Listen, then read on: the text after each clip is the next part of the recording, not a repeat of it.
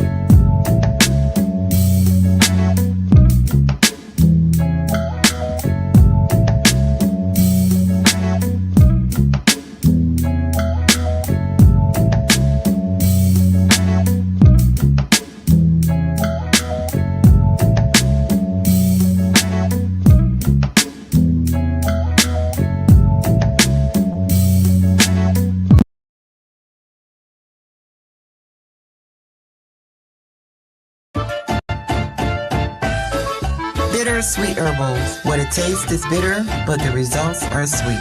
Bittersweetherbals.com. Run the rhythm. Bittersweet Herbals. What it tastes is bitter, but the results are sweet. Bittersweetherbals.com. Yes, family, make sure to get your bitters. What it do is the hostess with the mostest. Select the Selah Shalom on the ones and twos. You know how we do. Yeah, family, your boy chumming back in. You know what I mean? Been out of town. And I'm back. About to get it popping. No particular topic. Just freestyling.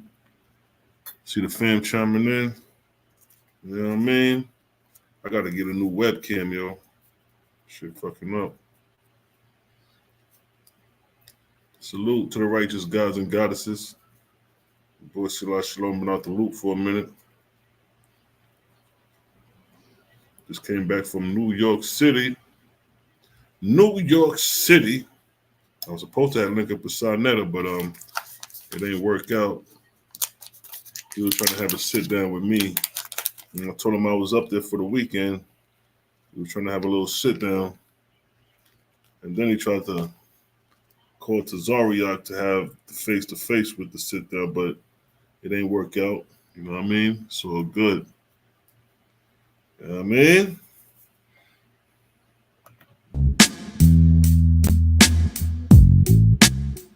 Let the rhythm run low while we are chat about. Matter of fact, how my audio is, family? How my audio is? Give me a one in the chat if I sound legit. Give me a one in the chat if I sound legit.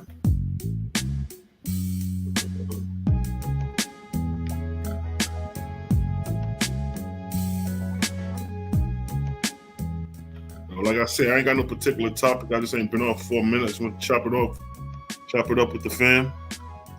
Yeah, but so that would have been lit. You know what I mean? That would have been lit. It would have been real interesting too. You know, for the most part, the Hebrews fucking with me. There's nowhere to go. You know what I mean? You can't talk about the white man no more because I done straightened that out. That's the reason you can't talk about the white man. Let me pull that European off the ship up. I can't say nothing about the white man. Never again in the history of your life. You can't talk about the white man. So I'm going to put you in the same boat. I'm sure he would have tried to pull a white man card if he would have had that sit down. And then if he would have pulled the white man card, I would have just showed like, bro, you don't want to go there. Definitely don't want to go there. I don't think nobody want to go there at this point. Pulling the European card. Because right now, create a gang up, my nigga. We up. We ain't ran for nobody. We ain't take no L's from nobody. You know what I mean? This is why they can't say nothing about the Owaspi no more. Right here. me share my screen.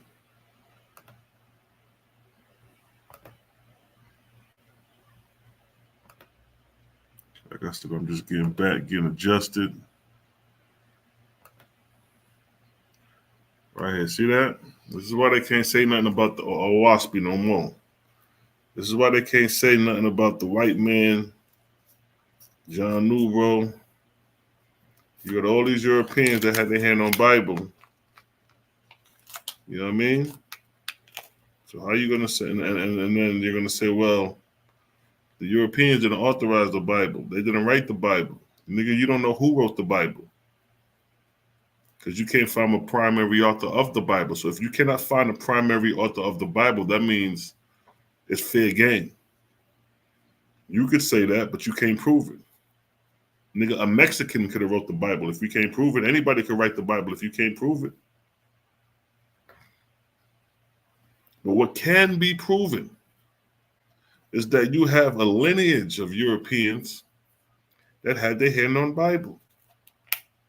So how can you say it's a black man book when you can't show me one black man that authorized the Bible? Now here's the Europeans, the Jews who had their hand on Bible. Well, matter of fact, these are Jews who were just influential in history. See what I'm saying? You got Ezra. Ezra is responsible for the Tanakh. Because we can't identify Moses. Nobody know who Moses is in history. And Moses is the one who wrote the Torah. So if we can't identify Moses in history, that means we don't have a primary source for Torah. But the primary source that we do have for Torah, when we do find one, being Ezra, as you see, he don't look like no Bantu Negro from the Congo. He looks more like a Sephardic Jew. You got Anastasius, who sent Frumentius. That's how the Ethiopians got their Bible. And you got all these Europeans right here who were authorized in Tanakh. So when we talk about the Bible being a black man book, where? How do we prove that? How do we prove that outside the Bible? Yeah, the Bible talks about Egypt, talks about Babylonia, Samaria. When you look at the history of these people, these are indigenous black people on the walls. But you can't find me no authors of these books. You can't find me Jeremiah, Isaiah, the prophets. But like I said, by the time we do find people who was playing with Bible, ain't none of them got black faces. You got the light. And neither one of them got black faces.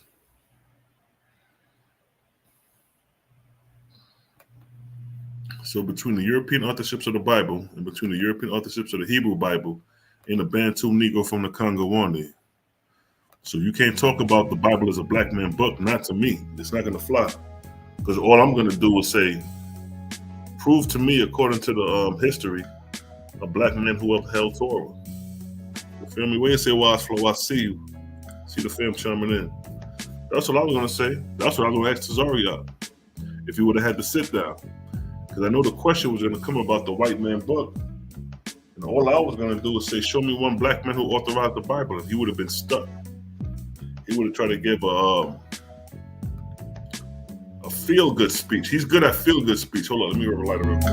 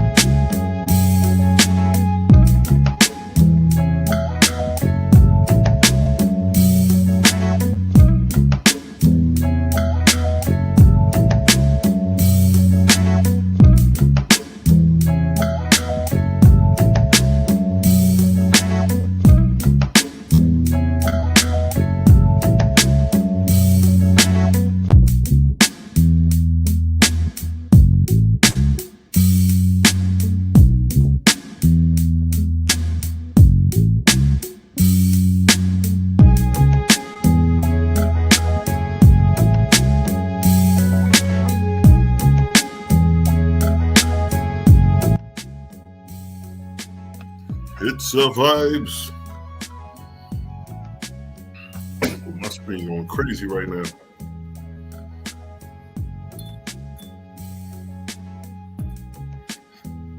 Yeah, I know the screen doing jumping jacks right now. It's in its own little world. Fuck it. I need a new webcam. That's what I need to do.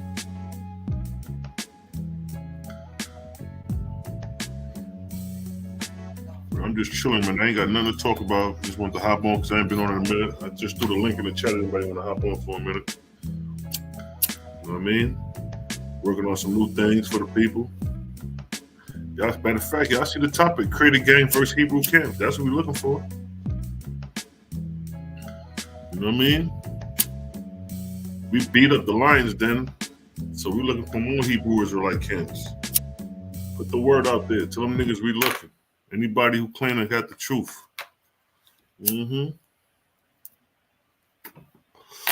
A couple people said Sakari would probably be the best out of the groups because I put ISUPK. You know they're not going to come. Tazariak ran, so you know he going to run again. And then you got GOCC. I don't even know if they're familiar with us. You got Sakari. I don't know if they're familiar with us, but you know what I mean? It was these one cats that Yaquab was talking to several weeks ago. And they acted like they wanted some smoke. I called them out, but I ain't heard nothing back from them. I forgot what the name of their camp is. Yeah, cats be wanting to debate. You get them in there and it'll be a different thing when we start talking about authorship. You know what I mean? They can't tell you who was Moses in Egypt. Nah, dog. Can't prove none of these things.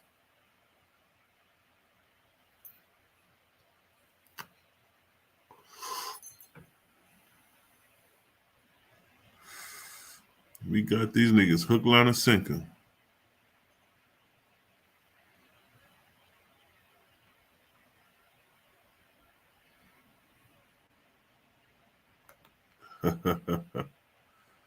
This their New Jerusalem right here. Look at this. Let me show this pic. It's the end game for if you believe about it. Don't matter if you saved in Jesus Christ. All that shit don't mean nothing. I'm gonna show you why it don't mean nothing. Watch this. This is the end game. Y'all see that? That's the end game for Bible. What the verse say up here? Revelations 22:14-15. What that say? Blessed are they that do his commandments, that they may have right to the tree of life and may enter through the gates into the city. Now that's the city right there that they talking about. That's the New Jerusalem that John saw that came down out of heaven and landed on earth. Verse 15 states, for without our dogs, there go your dogs, our sorcerers, there go your sorcerers, our whoremongers, you know a whoremonger is a male prostitute, and murderers and adulterers, and whosoever loveth and maketh a lie. Now these are the people that are outside the kingdom. This is the end game of the Bible. This is the end game. You being saved in Jesus is irrelevant. It don't even matter because in the end of the day, you're going to be trapped in a box. I think I just heard somebody come on. Who that? Lucy in the building. Peace, King. What's good, fam? Peace and life. Peace and life. What's good with you, bro? Hey, man, I just decided to hop on. I ain't been on in a minute. I ain't got no particular topic. Just chopping it up with the people. What's good with you? Chilling, bro. Just falling back over here, taking it easy. Seeing that you came on, you know. Yeah. You know what I mean? So I'm just like, shit. See your camera a little jumpy. Yeah, I got to get a new camera. I think my connection, my wire part is kind of messed up from folding it up so many times. You know what I mean? Yeah, so I'm just like trying to see what's up with any Hebrew camps. I want to try to challenge the Creator Gang on some chapters and verses, Bible verses or WASPy.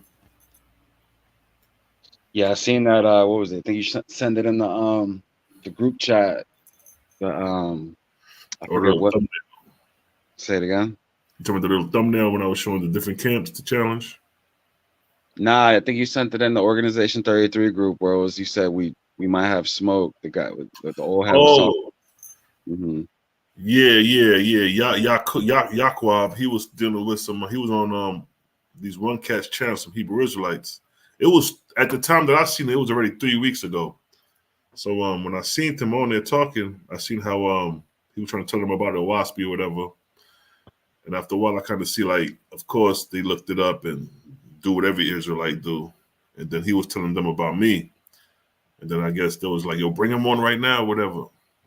And then one dude was like, yeah, I'll debate him. So when I heard that, I was like, oh, yeah. So I left a comment saying, like, you know what I mean? Like what's up? And I said, I'll debate. Let's say, well, you know, I said about debate. And then he said, what's the topic? And I put, we could debate, what did I say?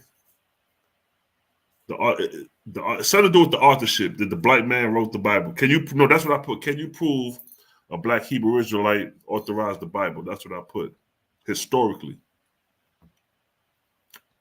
And I ain't heard nothing back from them. I guess the niggas probably did their research and went back and looked and realized, like, all right, let me goddamn second guess this shit right here. Let me think about this shit.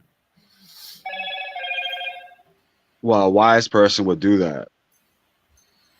You know, somebody who's wise that wanted to debate, you know, topics in the OWASP or whatever would be wise to not jump out and actually do some research. You know what I mean? It's, you know, a fool is going to just jump right in and pick shit up and pick shit apart and try to make a debate, but they not really know what they're talking about, not really know what they're arguing. You know what I'm saying? So it's wise for them to, if that's what they're doing, to sit back and do some research, because you don't want to try to do a debate or a dialogue and you don't know shit about the book. You know what I mean? I mean, as far as the contents of the book, not the same old John Ballard bro, Freemason and, you know, starving children type shit. You know what I'm saying? Like, that's like the go-to everybody likes to do besides actually going into the book. You know what I mean? Like, and then when they get into the book, they'll get stuck with the drunks and the aeins, and they won't get past that. You know what I mean? I'm like, how can you read the book of Jehovah, especially chapter 7, where it's laying down the heavenly kingdom and overlook that and act like that don't exist, or you just want to focus on the aeins when chapter 7 is laying down the whole heavenly kingdom. You know what I mean? So it's like, it shows you how carnal and how short-sighted people are. You know what I mean? Because if this was a school course and the school teacher said, all right, I want y'all to read this book, and y'all start complaining, it's like, oh, y'all don't feel it. Y'all don't feel a class. no, real shit, bro. You know what I mean? But, you know, unfortunately, the audience that you speak to, they, I'm not saying this audience, but, you know, when you go outside of that, they, you know, race is sensitive to them, bro. So it's very carnal, but they sensitive when it comes to racism and shit like that. So every time they read that shit, they cling to it. You know what I mean? It's unfortunate, but they do. So yeah, and it's kind of cool that they did what they did. You know what I mean? Because it just made me be like, all right, because if they never complained about the whole John Ballard bro, that wouldn't have made me go and do European authorships of the Holy Bible and the Hebrew Bible. So now I got a strong defense anytime they bring up John Newbro and a white man wrote the OWASP, then I could be like, well, not only did the white regular Greek, Latin, and Europeans had authorship of your Bible, but the European Jews had authorship. So you got several nationalities of Europeans for hundreds of years that had authorization of Bible. Not only did they have authorization, but they modified it. You know what I mean? Interjected things, took out things, accepted and not accepted. So it's like, how can you even cross compare the two when you bring up that argument? You know what I mean? It's more conviction on their end. You know what I mean? It's more conviction on their end to admit, to act like the Bible ain't been touched, or to act like the Bible is not a black man book. There is no reference, no proof, no historicity of a black man or a pedigree of black men authorizing the Bible. mm-hmm. You got the black so-called Israelites, they need to kiss the foot of the white Jews, because if it wasn't for them, these niggas wouldn't know nothing about upholding Jewish custom or Hebraic custom. Mm-hmm. You know what I mean? When I was doing the Cherry research and I was doing the Crowdy research, these are the earliest black men who claim to be Israelites in America. Ain't none of them had a pedigree. Their father wasn't telling them that we're the lost tribe, nor their grandfather. They had a vision. They had a vision like Ezra. And in that vision, there was told that they were the house of Israel or the lost. Now, no, they had a vision. Who told them this vision? Hmm? We can't validate this, but this is a claim. You know what I mean? And from that claim, we the lost tribes. And once they found out that, okay, well, let me learn the customs and culture, you had to go to the Europeans. And it's documented that they had to go to the Europeans to learn about Judaism, to learn about Passover, the Feast of Unleavened Bread. They had to go to them for that. You know, the Bible tells you the epistle of John to test the spirits to see if they're of God. You know what I'm saying? Because many false prophets are coming to the world. I think that's one of the common mistakes people make when they have dreams and visions from other entities that think they forget. And it's probably because of the awe and also the oratory. Because remember, it says the angels of the first resurrection, a lot of them are, you know, they got longevity. They've been dead for a long time and they can't die no more. So they got a lot of wisdom. They got a lot of wisdom when it comes to the lower heavens and earthly. Right. You get what I'm saying? Not so much the higher heavens, but that wisdom alone is enough to just blow somebody's mind. So when they hear all that shit, or they hear the when the angels come to you and they say, you know, you are highly esteemed, you're a great prophet, and this, that, and the third, basically blowing smoke up your ass. They don't test the spirits. You dig what I'm saying? It's probably because a lot of these cats, their hearts was never in the right place to begin with. Right. And then it's like when you have an abnormal experience like that, yeah, Bazell, we're gonna definitely do that. When you have an abnormal experience, it's like, you know what I mean, you're gonna be more believing. You know what I mean? If you see an angel appear to you glowing and he looks like a black man described in Daniel, talking about the skin of bronze and he got woolly hair, just like an elderly black man who got gray hair for the most part. You know, and then he's telling you you're the lost tribes of people in the book. Yeah, you're gonna believe that shit. You don't know better. Yeah. You know what I mean? You don't know better. Mm-hmm. So what I'm showing is that Crowdy and Cherry are responsible for spawning the idea that we are the black Hebrew Israelites or the black Israelites or the Israelites in general. Mm-hmm. Prior to them, nobody was screaming that shit, yo. And these are the cats that had the dream, right? That the 12 tribes were these ethnic groups or whatever. Yeah, like a lot of the doctrinal concepts came much later, but the idea started with Crowdy. Crowdy came in the late 1800s. He was born in like 1864, some shit like that.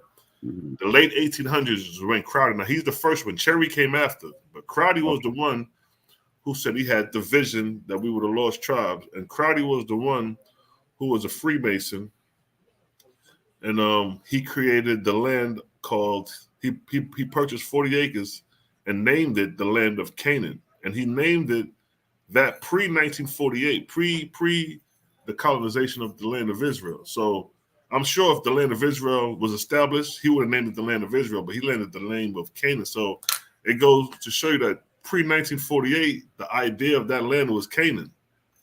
Okay. So these black Hebrew Israelites accept the fact that their revelation comes from a black Mason? Yeah, they may not know that. Some of them may not know that, but I heard of several Israelites. There is a group that is aware of these origins. You know what I'm saying? Of Cherry, because it's Crowdy and Cherry. Those are the earliest men right there.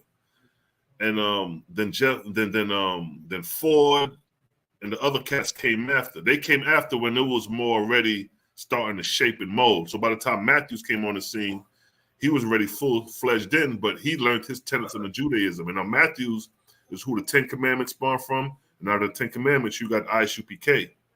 So even ISUPK will have to fall and be beholden under the ideology of Cherry, first of Matthew, Ford, Cherry, and going back to Crowdy. Because these are their forefathers as far as their doctrinal belief. Mm-hmm. That's where it came from. But it's admitted that, they learned the tenets from the European Jews. So everything you see in ISUPK is a spawn from European influence.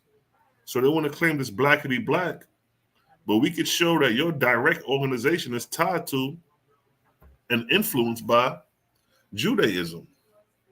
It wasn't like niggas came off the ships and they were saying, yo, we the lost tribes, and it was an echo of us saying we the lost tribe from our parents. It's not like you, Lucy, saying like your father told you, yo, Lucy, you the lost tribe, you from Levi. And then his father told him that. Then his father told him like an oral tradition. They didn't have that. They didn't even have that, let alone documentation. But they didn't even have an oral tradition of them saying, like, for example, I'll use me. I have an oral tradition that we Yoruba, from the tribe of Yoruba. I asked my mother, she said, yo, you know what I mean? From what I've heard, we Yoruba. I said, what about my father? Yeah, Yoruba. I asked my uncle. I said, yo, what's up? What's the culture? He said, Yoruba. See, that's orally spoken from my mother, my uncles and them, telling me that, yo, nigga, when we came from Africa, the tribe that we was Yoruba. They don't have that to say, like, all right, nigga, when we was moving the skirt through America, we kept our lineage and we the tribe of Judah. No, they don't have that. So the whole idea that we are the lost tribes, as far as how it came about, is false. Now, I'm not going to sit there and deny like we ain't the lost tribe. I'm not going to go that far and not say that. But I will say that if we was to keep it based off historicity, we can't make that claim as far as that we the Israelites ain't can prove. That's why the Jews didn't accept Matthews and accept some of these early cats, because they didn't have a pedigree. They didn't have a proof. Where's your forefather? If you say you're a Jew, well, is your father a Jew? And if he is a Jew, how is he observing Passover? How is he observing Sabbath? These questions will be asked, so they can cross-reference it with their tenets to see if there's a correlation historically speaking. You got Sephardic Jews, you got Ashkenazi Jews. They may have some differences, but they can prove a lineage of themselves practicing their belief. You can't do that with niggas. And that's the harsh reality that I'm going to bring out with these niggas if they deal with me. Because, you know, we don't care about nationality at this point. We understand the higher light dealing with a waspy. But being that they still down there dealing with that, we got to break that house up. We got to break that shit up and let them know it's false. No, I hear you on that. Hey, don't the Lemba tribe, right? Don't they have like the Kohen gene or some shit like that? Even all that, to me, all that coincide with coming back to what's his name? The nigga who did who sent Frumentius. Because Frumentius is who brought Christianity into Ethiopia, and he translated the New Testament from Latin to Ge'ez. And then from there, Christianity flourished. So even if these niggas is claiming to be Jews, it'll still fall back to Frumentius, because they wouldn't even have a Bible if it wasn't for Frumentius. They wouldn't even have the idea of identifying themselves as Jews if it wasn't Frumentius back then translating the Roman Bible from Latin to Ge'ez. And then from Ge'ez, they upheld it and kept it to what we know what it is today, the Ethiopian Bible. And the Orthodox Church, all that stems from Frumentius. So even if these niggas is claiming that shit, it's still got European influence on top of it. That's the crazy part. That's even with Ezra. When you look at the picture of Ezra, the depiction the depiction that they have of Ezra comes from the oldest synagogue, and he doesn't look like what you would consider a Negro. He looks like a Sephardic Jew. I even put up a picture of a sort of Sephardic Jew next to Ezra to show how strong the semblance is. And that's your that's your second author of scripture. Because first is Moses. It's only two niggas who authorized Bible. First was Moses. He got it with the finger of God, Exodus 31:18. And then he got it next with Ezra. Matter of fact, actually, Lucy, you put me onto that shit. Let me tell y'all, Lucy put me on to 2nd Ezra 14. He told me that shit years ago before I knew half the Creator game. You told me about that shit. Yeah, I definitely did. I remember I told you about it. Exactly. See, we don't fake the funk over here. That's why I say this boy Lucy is a dangerous dude, my nigga. Like, don't sleep on Lucy. Yeah, I just been gone for a while, but even Daryl told you in the group chat I do my research. You been was on that type of time, especially back then, nigga. You was a monster. I'm not saying you're not a monster now, because you know life, dealing with life creates, you know what I mean, stagnation where we can't jump on shit. But when shit gets a little organized, then when the nigga back on the studies, it's gonna be crazy. I already know. Yeah, it's definitely life had a lot to do with it. Why I fell off for a while, stayed quiet. Then I was doing a lot of observing and just researching new things. You know, in 2020, I started getting into politics and stuff like that. That's why I started sharing that in the group, putting y'all onto those things. You know what I mean, and how it relates to today. And even the Owaski talks about all that. You know what I'm saying, like the political atmosphere or whatever. So I started getting into that, and yeah, bro, just not being so quick to speak, you know what I'm saying? Just researching, actually knowing what I'm talking about and not just pulling shit on my ass, you know what I mean? Or like half truths and shit, you know what I'm saying? I just really wanted to kind of like, you know, and not saying I know everything down in pat, but you know, I got a lot to offer when it comes to research and insight. You know what I mean? That I know. So. Yeah, you do your research. You do your research. Even you know, it's a lot of things, man. Like back then, like when we first linked up, you was bringing out the 7 steps in of Islam. You was talking about the 7 steps over there. All that shit I remember. That's why I think we between like doing these group debates is pretty dope. I kind of like that shit. You know what I mean? Like you the 5th member of the Force Horsemen, to be honest. To be Can't be honest, like us 5. Say it again. That can't be the 4 horsemen if I'm the 5th member. You know what I'm saying? I guess I'm the secret member. No, we just gonna switch that 4 to a 5. That ain't nothing but a stroke of the pen right there. You know what I mean? Because even when we did the debate with the Lions, then them niggas had at least 8 people. They had 4 on the fly and about another 4 behind the scenes that was calling the shots. That was helping. Like Takori wasn't even on the fly, and he had a round. You know what I mean? And then you had Apostle in them, and you had several people in the backdrop that wasn't even part of it. We still cooked them. You know what I'm saying? But what I noticed about that whole dialogue, that debate, the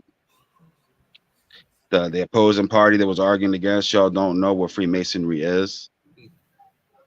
They don't know what Freemasonry is. So all that shit that we're saying was false from the gate about them worshiping Lucifer and all that other shit. Yeah, and see, they don't know nothing about it. Yeah, and the crazy thing what Judah was trying to do, he was trying to turn John Newbro with Albert Pike, and there was no connection when he was reading his references. It had nothing to do with Owaspy. There wasn't even the word Owaspy or John Newbro was in nothing that he read. He just read some in the background about Albert Pike and his masonry, but it ain't had nothing to do with Owaspy. It has no ties. But then here's the catcher: the very second dude who said, the very second black man in this country, Cherry, who made the claim that we are Black Hebrew Israelites, through a vision. He had a vision like Crowdy. The two niggas who started this shit had visions. And this is during the spiritualist movement too, but they had visions. So Cherry had the vision. And when you research Cherry, he was a 33rd degree Scottish Rite Freemason. Now, when you look at this, the Scottish Rite Freemason nigga, that's Albert Pike. So we have a direct connect of Albert Pike and Cherry. Not saying that Albert Pike knew Cherry, but he's part of the organization. Cherry's part of the organization that Albert Pike is behind, and it's documented. It's admitted. But there's nowhere that John Blount Newbro admitted that he was part of any Masonic organization. That's why we can't find the lodge. That's why we can't find the year he was initiated in. We could find that for King James, and John Newbro came damn near 200 years after. So his shit should definitely be well documented. But would that be a problem though if people found out he was a Mason? If that was the case, would it be a problem? But see, that's their argument. So you got to entertain their argument sometimes, because I don't give a damn about them. We know the higher light. We know the end game. So it's like being a Mason is irrelevant. You know what I mean? If you ain't doing service done on the others, nigga, that's it's irrelevant. Jehovah's not looking at no niggas who's Masons. There's no where to get to Etheria, you got to be a Mason. You know what I mean? Yeah. I'm pretty sure if you ask these cats the difference between Scottish Rite and the York Rite, they probably couldn't tell you. Yeah, and then the Freemason. You know what I mean? You got so many branches of Masonry, and then not only that, what is the purpose? What is the end game? Why? You know what I'm saying? Just like Bible, you want to be an Israelite, you want to be one with Jesus, you want to be saved in Jesus, but why? What is the end game? That's why I showed that picture with. You see this picture? Let me show it real quick. The New Jerusalem. It's the picture right here. This is the New Jerusalem. This is the end game of Bible. If you notice, this is Revelations 22. This is the ending of the book. In the States, That's New it. Jerusalem is going to come down in a box. Yeah, it's a And big ass sandbox. yeah, that's What the it is. bird nest. And then, according to scriptures, it said the people outside the kingdom is going to be dogs. There go some dogs right there. It's going to be murderers, sorcerers, whoremongers, and adulterers outside the kingdom. That's the end game of Bible. So being saved in Jesus is irrelevant. You're going Uh, to be in this box for eternity. exactly. To everybody in the chat, right? Anybody who reads the OYSP, you read about the heavenly kingdoms in Etheria. What Selah just had up. Would you choose that shit over what you read in the OWASP? You want to come back to Earth and live in a big ass golden box? Yeah, you want to choose this, or let me see if I can find the Hold on, let me see if I can find a picture of like the galaxies and moving and do a cross comparison. You know, we cross compare everything to show like, look, nigga, y'all trying to tell me y'all rather be in this box than to be coursing the cosmos, right? Our hair go right here, boom. All right, so check it. Check it right here. Let me fill that bitch out. All right, so this is what we dealing with right here. So y'all trying to tell me, according to the Bible, this the New Jerusalem.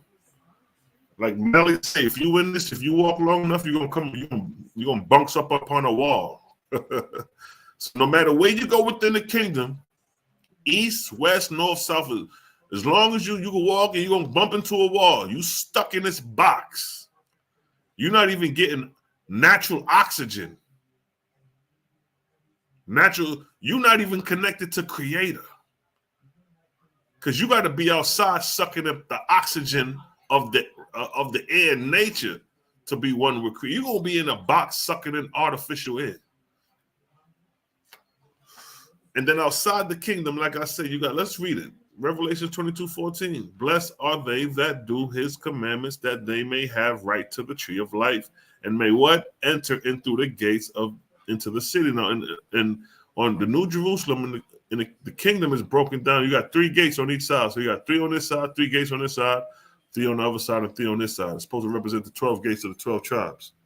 Right? So that's where you enter in at. So that's where all the Israelites are going to enter in it. That's where all the Gentiles are supposed to be the slave working in the cotton field going to enter in at. That's where they going to enter in at. But verse 15 states, for without are dogs, sorcerers, and whoremongers, and murderers, and adulterers, and whosoever loveth and make a lie. So those who's going to be outside, who's not going to be able to enter the kingdom, are going to be these people. Now keep in mind, this is after the lake of fire. This is after Satan is burnt in the lake of fire. This is after the new heaven and earth. That's key. This is after the new heaven and earth. Mm-hmm. And then he saw the New Jerusalem come down. And then this is the end result. So this is the end result of Bible. But in the OWASP, the end result is constant elevation. Yep. This is the end game in OWASP. Each one of these spheres, each one of these galaxies is a destination for you to obtain more knowledge and information within that galaxy, planetary world, celestial world, etherian world. We got different worlds to experience, to learn. That's what Jaja put you here for, to learn. I created corporeal things that man may learn. Death I made so he may inherit my etherian worlds. These are the etherian worlds that Jaja be talking about. No beginning, no end. This is the essence of Creator, what you're looking at right here. It was all galaxies. All those galaxies have star systems and planets, and some of those planets have life in them. You dig what I'm saying? So it's like, but it's funny because the false gods, these Bibles, they never been to Etheria, so that's why their end game you don't hear about. Like they know there's higher heavens, but they never seen that shit. And if they did, they probably didn't understand it. You know what I mean? So like, they're not going to preach that. You know what I mean? So that's why you have a New Jerusalem. You know what I mean? Or you have like a flat Earth and like the Bible and the Quran and shit like that, because that's the end all and be all. Is this world? That false God was birthed in this world and never seen nothing higher, or can never comprehend anything higher because it's up. You know, They stuck within the second and first and earthly plane. You know what I mean? They can't rise no higher than the second resurrection. So they definitely they're very limited when you compare it to this. This is endless. There is no ending to this. Owaspi give numbers to some of these angels, 90,000 years, older than the earth. You know what I mean? So with that being said, you have angels that you can't even put a number on how old they are.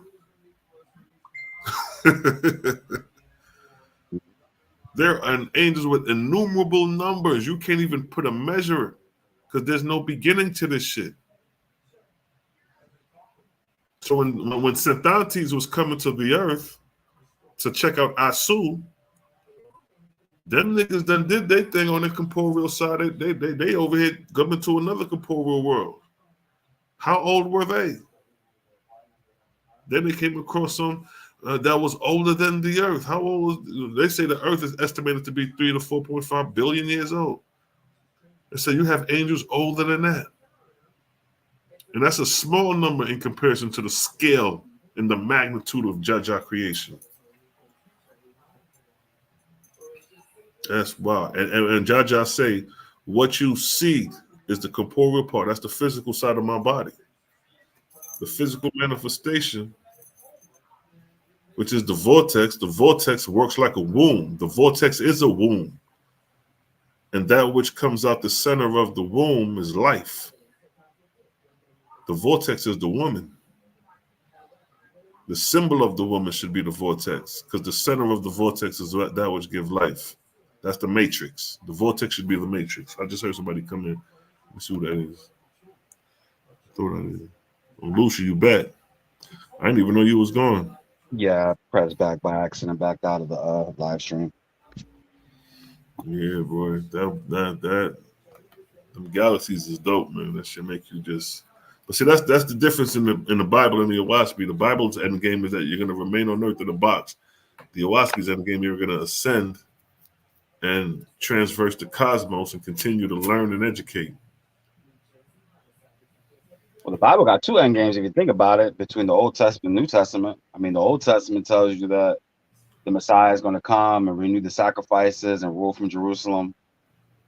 You know what I mean? And then in the New Testament, you have the New Jerusalem coming down, but nothing about sacrifices or anything like that. You know what I mean? It says something about there's going to be a light. You're not going to need the sun because the sun is going to be the sun, or God's going to shine as the sun, or whatever. So you have like two different like end games and the between the Old Testament and the New Testament. Well, you know what? No, what I have realized is some of them end games in the because the Old Testament is pre-captivity, if I'm not mistaken. Mm-hmm. So they're you know, because a lot of that stuff was talking about the Second Temple being rebuilt and, you know, them flourishing during the Second Temple days compared to like end times like our time. You know, like some of the prophecies of captivity and Babylonian captivity were talking about the rebuilding of the Second Temple. And then when the temple was rebuilt, the next prophecy was the destruction of that Second Temple, which Jesus was talking about. You know what I mean? If you see stuff, leave it. If you're on a rooftop or whatever, that verse and shit like that. You're talking about, yo, the Romans are gonna come decimate this shit. That was the next prophecy. And then after that shit, you know, it's over for them niggas. The Bible ends with Jesus, first century. You know what I mean? God ain't spoke since the first century, according to the Bible. You know, they say King Solomon was a Mason. That's where that shit stemmed from. Mm-hmm. The first temple, you know, and that's why I said that temple was influenced by the Canaanites, because 1650 they got the Canaanite temple, Miguel, and it shows you the holy and the holy of holies. They got I showed that it's the archaeological site where it shows the Canaanite temple, and it's basically where the Temple of Solomon got the blueprint from. I'm like, look at this, boy. The Israelites ain't got no this shit is ugly. It's like if them niggas come with me with some shit, it's gonna be ugly, because I got so much to show and prove. Like the Leviticus priesthood is not original. That shit is a Canaanite practice. And then if they admit that the Leviticus priesthood come out of Kemet, they just admitted that you're dealing with deified worship. Mhm. Yes. Oh, it's dealing with deified because some cats who study Kemet say they don't have gods. We don't worship gods. I remember Nepal and Christina Nick had a debate. Is the Leviticus priesthood a prototype of Kemetic? Give me that topic. Nigga, I'll fucking show like, boy, if you admit that the Leviticus priesthood is a protocopy of the Kemetic priesthood, y'all niggas done fucked up. Now you got to admit that you're offering up sacrifice to a deity. You got to hold that. You got to eat that, Kemet. Now we're gonna question, well, who was the deity you offering sacrifice? Who you offering up these bullocks to? They got pictures of niggas in Egypt holding up bullocks and sheep. But where's the priesthood? You don't have a priesthood. You don't have a holy of holies in Kemet, archaeologically wise, that you could prove. But I can show you one in Canaan.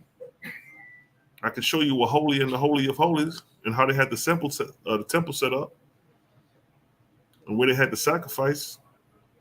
But if you admit that's coming out of Kemet, now you got to eat the fact that you're dealing with deified worship.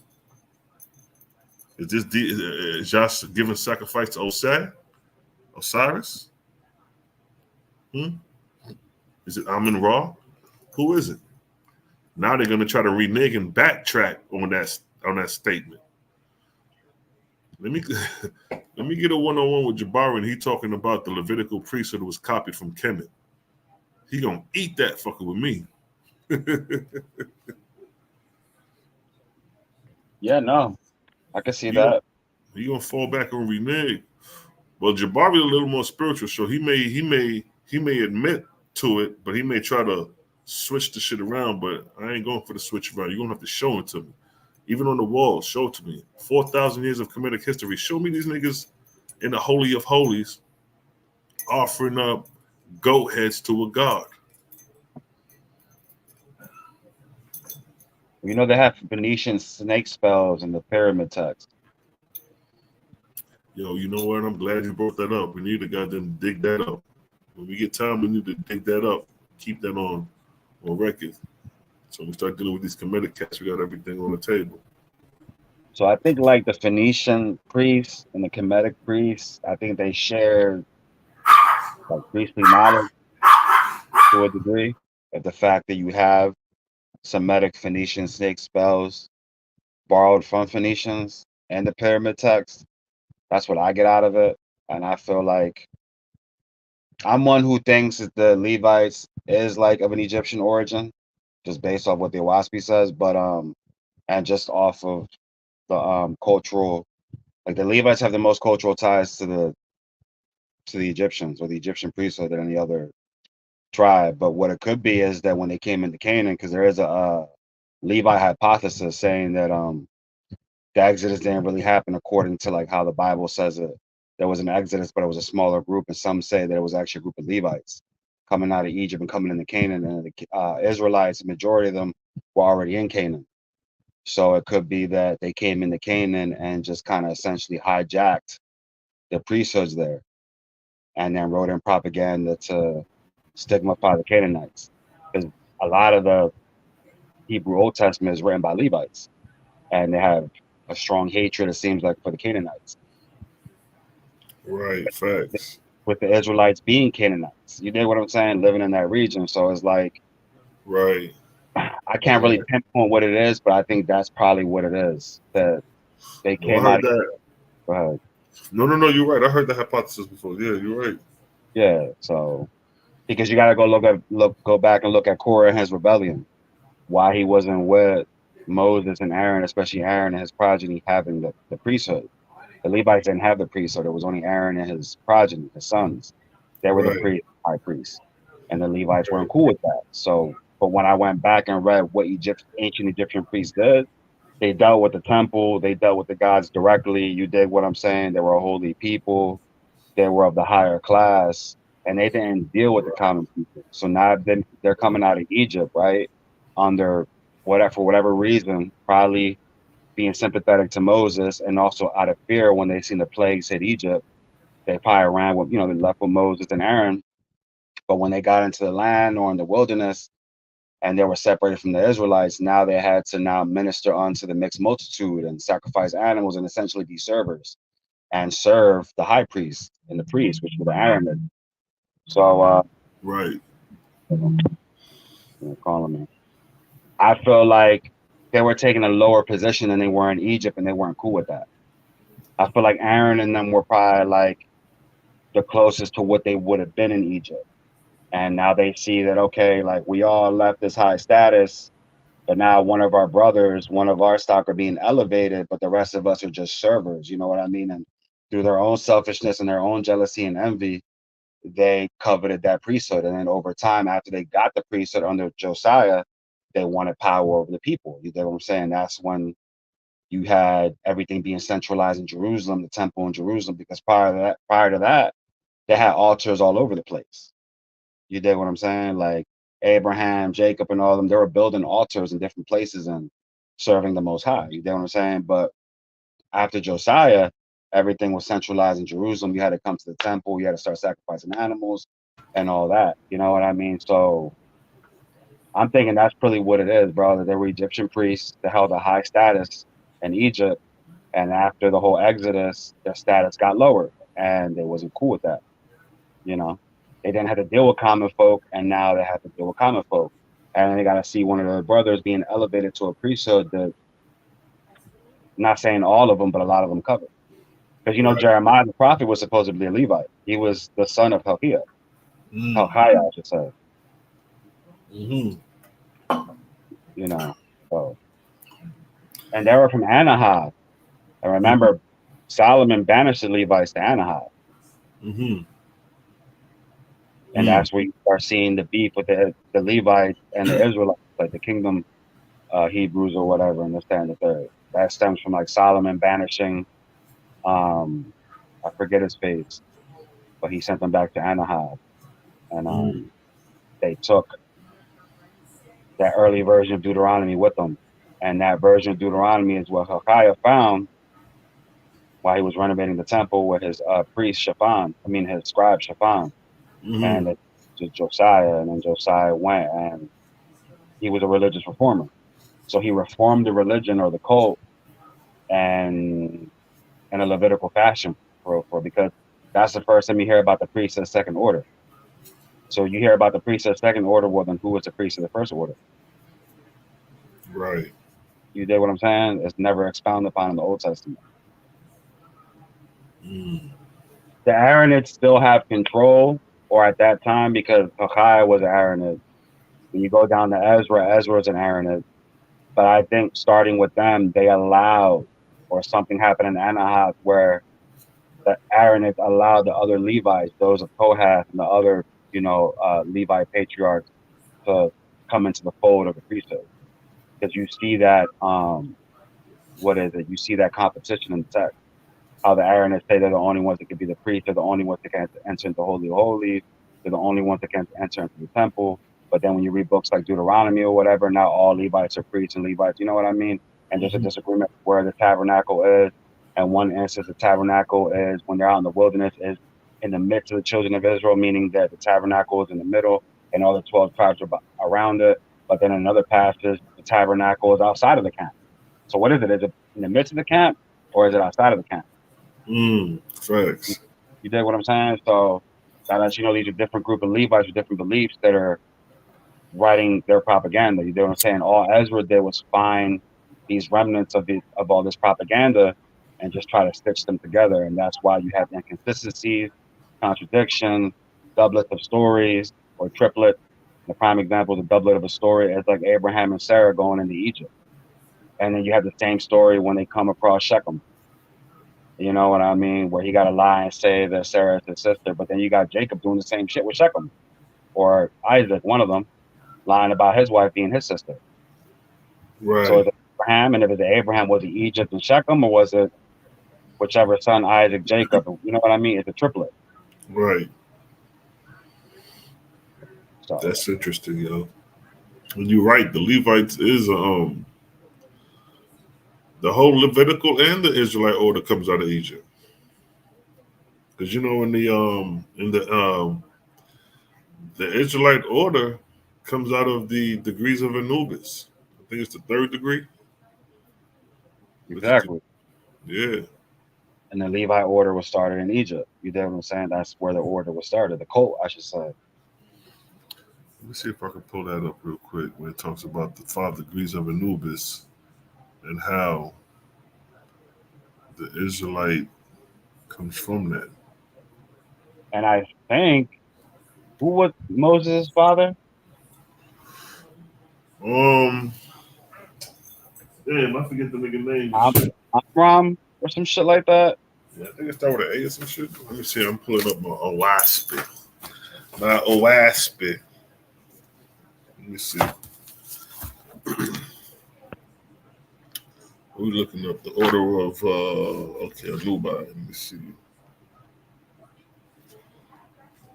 The order of Anubi and Moses story. All right, I gotta go to the Book of Wars, then the Book of what you call it.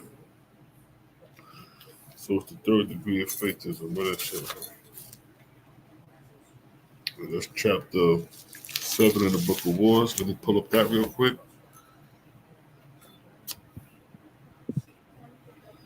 Chapter 7 in the Book of Wars. Because one of the Levites in Oaspi, I think it was Amram, one of the Levites that's connected to Moses and Aaron, ended up becoming an Israelite through the rites. They took the 3rd rite. Hold on, you talking about you say it again now? So there was a Levite in the Oaspi that became an Israelite before Moses and Aaron, and it's because they took one of the rites of Anubi. I think they got up to the 3rd rite. You have to at least that's what I'm about to get to right there. Go ahead, no, I'm listening. Yeah, go ahead. Yeah, you have to at least get up to the 3rd or 4th rite. How many rites were there? It was 5. Yeah, so I think the third one. Yeah, the third one was when you was an Israelite. Yeah, you had to at least get to the 3rd to be an Israelite. And what is the 3rd? The 3rd is that you gotta know the names of angels and shit like that, and the way that the hierarchy and shit like that. You know what I'm saying? The Elohim. I'm about to read that shit, King. Watch this. Let me find this part. Yeah, this is dope. But no, you can keep going. I'm just grabbing the verse from the story of Moses when it's there. Let me find that verse. Yeah, I'm just reading the chat. See Malachi. Okay, he said it was Isaac. Yeah, it was Isaac. He said Israelite culture is an amalgamation of Kemet, Canaan, and Sumerian. I can agree with that. All right, there you go. Now go ahead. I'm listening. So this is the book of the Ark of Bond, chapter 13. Chapter 13. Chapter 13, verse. I'll start with verse 8. Chapter 13, verse 8. Let me find it. 13, verse 8. Wow. All right, yeah. Yes, Sirski. All right, we got it. I got it. So I can close the OYSP book and come online now. All right, so let me scan my screen.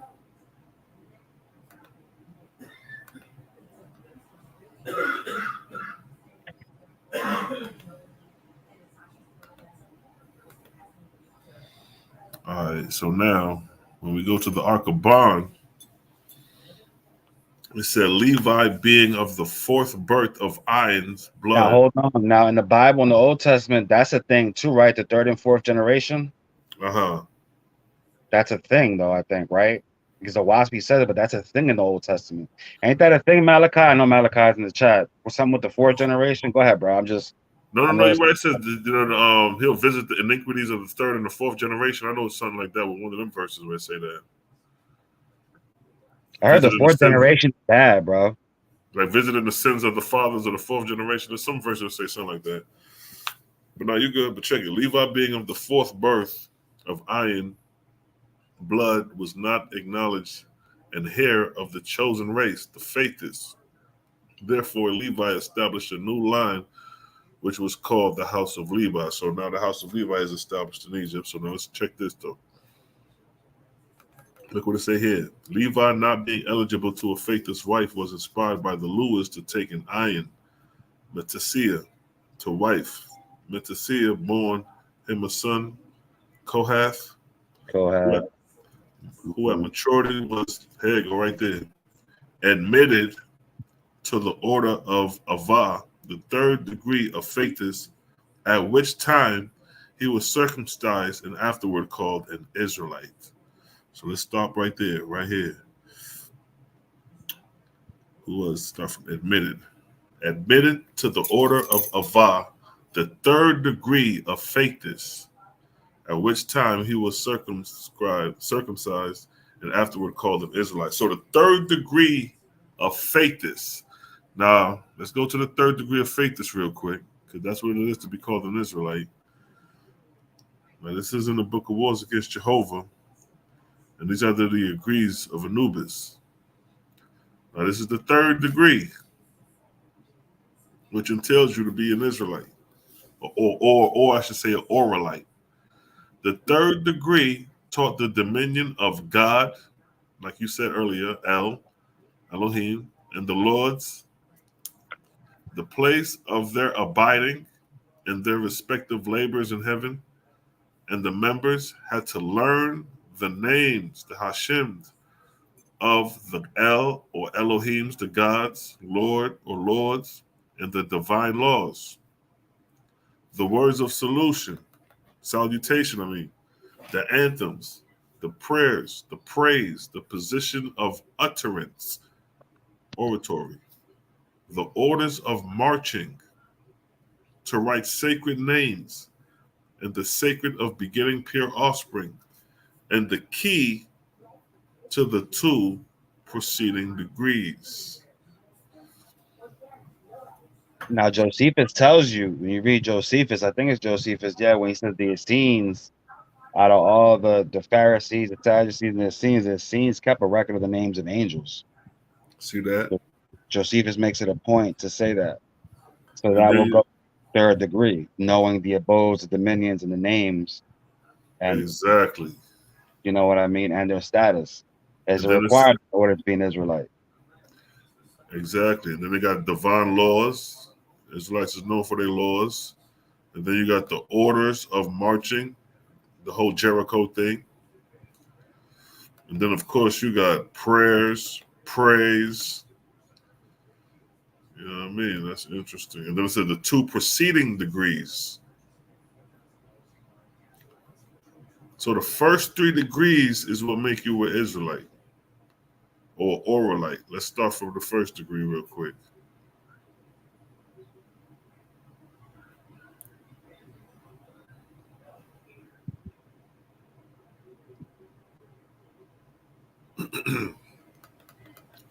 It says right here, anyone who desired to learn heavenly things was eligible for the degree of Anubai.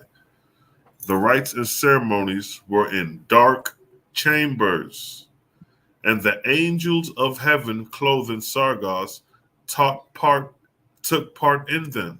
So there's your oral tradition. This is what it is to be an Oralite. You thinking, Jacob wrestling with the angel and changing his name, and you an Israelite now. This is the OSP says that an Israelite, the term is really Oralite, meaning orally learning from the angels.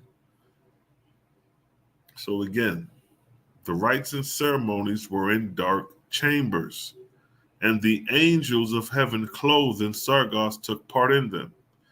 And the angels taught mortals by what? The voice, orally, the mysteries of what? Spirit communion, how to sit in circles, how to sit in circles and crescents, taught the four dark corners and the four bright sides, taught them how to ascertain from what grade in heaven the spirits came, how to keep off evil spirits, how to attract righteous spirits, taught them how to develop in Suez and Sargos the secrets of falling water and the application of lotion to the skin that would make poundings and wrappings. That's the first degree right there. The first degree is spirit communion. You talking to the angels in a dark chamber face to face. Because a lot of times when them angels come in them dark chambers, they'll light that bitch up too. You know what I mean? and the conversation will be taught orally. This is the oral tradition. This is what it is to be a oralite. What is the second degree? The second degree taught the people of the Great Spirit, the Gadol Ruach, and his sacred names, taught them his high holy heavens, where all is rest and happiness forever. Whoever took the second degree had to live 1 year with the poorest of the poor, going about soliciting alms, reserving only the poorest of things for himself. And if he found a person naked, he must take off his clothes and give them to that person. Men and women alike serve the same condition. Now look at that. You wouldn't catch the Levites in Egypt doing that. You see what I'm saying? Wow. Go ahead, speak on it. Speak on it. Go ahead. Speak on it. Go ahead. Yeah, I say you wouldn't catch the Levites if they were originally Egyptian priests in Egypt. They would never been doing that shit. They would never gave up because they were aristocrats. Right. So they would have been the rich young ruler. They would never gave up their riches and their high estate to live 1 year with the poor. But for whatever reason, Kohath felt, you know what I mean, cool to do that because he wanted to be an Israelite. So that right there shows you what's going to separate the Levites from the Israelites. Because all these different priests were of a high estate. Go ahead. No, you're right. Exactly. You're absolutely right out there. Because that shows in the Pharisees' behavior as well. You know, and they're supposed to be like offshoots of the Levites, but you get this from the Zarathustrian law. You know what I mean? This was Zarathustra. That's what Ashar did in the story of Zarathustra. He lived a year with the poor, carrying an alms bowl. So that shows you that there's some Zarathustrian influence in there. And then you got the third degree, what we just read with the salutations of divine laws, the order of salutation and all that. And then there's a fourth degree. It keeps going. There's a higher degree. The fourth degree taught the arrangement of the heavens, the places of the sun, stars, and moon, the places and grades of the unseen worlds, the localities of the lower and higher heavens, the places and dominion of the false lords and false gods, the places in Hades, and of hells and knots, of familiar spirits, and also of fetals, both harmless and the destructive vampires that live on mortals and in swine. See that? And in swine. You got niggas, you got spirits running around here in swine. You remember when Jesus put the spirits in the swine and shit? The niggas ran off the edge. Here, Owasmi's letting you know that of familiar spirits and also of fetals, both harmless and destructive vampires that live on mortals and in swine, in cattle. So when the donkey was talking, guess what? That was the spirit of somebody that then got driven into the animal kingdom. That's wild. That induced mortals to eat flesh food for that purpose. The key to the place of the North Star, the position of the Earth's vortex, the vortices that move the corporeal worlds and hold them in place, and the rules for building temples and what? Pyramids with their what? Spirit chambers. Owasmi's letting you know that the pyramid had spirit chambers. These chambers is what for spirit communion, coming back to the first degree of the Lord of Anubis. Spirit communion. There was spirit communion going on in the pyramids. Nigga just wasn't walking around there just doing nothing. It was high level shit going on there, spirituality going on in ancient Egypt. And this is the fourth degree. And the fifth degree gets even more crazier. Look what this degree states. Besides this, there was the fifth degree, which reached the secret of life in the flesh, the power of will, and how to use it far and near, how to rule over others without their knowing it, to cast spells, to enter the prophetic state, to estimate numbers without counting, to find the proportions and distance without measuring, to forecast the time of things, to find the weight of things without weighing, to find the power of the capstone before it is made, and of the lever and screw, to find the friction of things before they were moved, in order to know the power required. The fifth degree was called the degree of prophecy, and the place of initiation was called the college of prophecy. And look what it states For the here. prophets. Yep. It states, in this degree, the angels came in Sargos and taught these things orally and initiated mortals, thus learnt them. But no one could take the fifth degree without having been proficient in all the four preceding degrees, and without recommendation of the rabbi or priest who had charge of the college. Look at that. Look at the high level of spirituality that's going on. Now, keep in mind, the fourth degree is when they build the temples and pyramids. So the fifth degree is telling you what they learned inside the pyramids. This degree right here, the fifth degree, if the fourth degree is telling you these niggas is building right here for building temples and pyramids, if they do that in the fourth degree, so by the time we get to the fifth degree, guess what? The spirit chambers is already made. Being that the spirit chambers is already made, and they describing to you what they're learning in the fifth degree, and then it states in this degree the angels came in Sargos, in the spirit chambers. They came in the pit and taught this orally. And the angels initiated mortals, thus learned them. Come on, yo. This is what was going on in Egypt.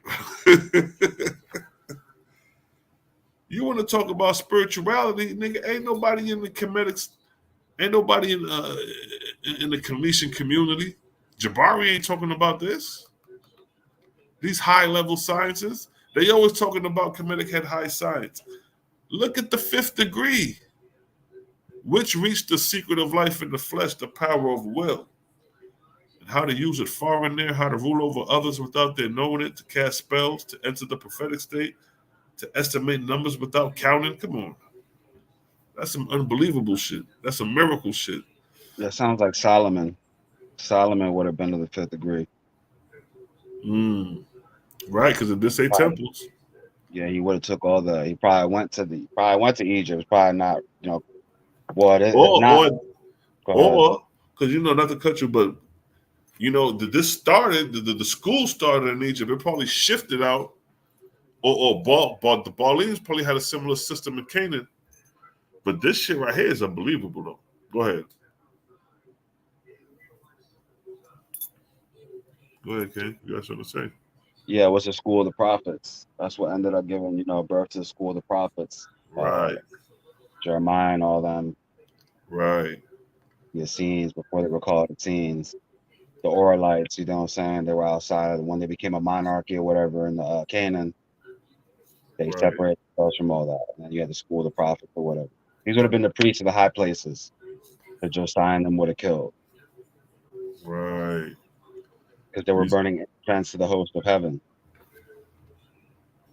That was his main beef with them. Look right here. It says to forecast the time of things. That's prophecy. Mm-hmm. Can you imagine seeing niggas with this type of goddamn knowledge moving around? Niggas out here estimating things. I say, yo, this is crazy. It says, look, to find the weight of things without weighing it. That's like looking at something, you just throw a number out there and that's what it is. But the angels taught them this. In this degree, the angels came in Sargos and taught these things orally. So this is the oral tradition. This is what it is to be an oralite, what you call an Israelite. Even Jacob wrestling with the angel is spirit communion. And what did Jacob say? Give me your name. What the angel say? Your name, what's your name? Jacob. Well, your name now should be called Israel. They keep communicating with the spirit. That's spirit communion. Huh? You ever seen Star Wars, bro? Shit, it's been a minute. Which one? Any of them? Remember the Jedi? How they would do the Jedi mind trick and they make you like they'll tell you something and then you'll do it. You know, like it's called a Jedi mind trick. You know what I'm saying? Right. You know what I mean? Like that's what That's I like, thought about when it says controlling others without them knowing it. yeah, right there. Yeah, they'll put their fingers up and say, you know, they'll get you to tell you secrets and shit like that without you even knowing, and you just let out the info. Like, there you go, right there. How to rule over others without their knowing it. Good night. That's like hypnosis and shit. You know, people can run game on some of like slick game and shit, but the way they talking like now, like nigga, I got this nigga under control. That's wild. When you get a chance, as you read about Kohath, right? Go to Levi and look at the Google it in images and look at the Levi genealogy. Say what now? The Levi genealogy. You talking about on Google? Yeah, you can just look it up on Google and images. It should give you like a chart of like a genealogy from Levi down, all the Levitical patriarchs or whatever. Who's from who? I could probably put so Levi priesthood then, son. Yeah, you just look at the genealogy and look at the priesthood. Just look at the genealogy. Because only Aaron and them are priests, and they're from Amram. That's where they come from. So we got the tribe of Levi Wikipedia. There you go. You see it? Okay. That's you talking about right there. Yeah. Okay, Kohath, see? There go Kohath right there. Kohath gave birth. So his son was, what is it? So let me go back to the OSP. Okay, there you go right there. Metaseta, his wife, Metaseta born a son, Kohath, who at maturity was admitted to the order of Ava, the third degree of Faithis, at which time he was circumcised and afterward called an Israelite, the name given to the okay, that's what you were saying earlier. Wow. Hold on, let me pull this over here. So there you go, Kohath. And then the OSP got it right there. So he was admitted to the third degree. And that's just the third degree of Faithis. And he is, and then, it says Kohath took a wife, Merith, a devoted worshiper of Jehovah, and bore him a son, Amram. There you go. I know I just see there go Amram right there. Yep, Amram. And there you go. Miriam, Aaron, and Moses.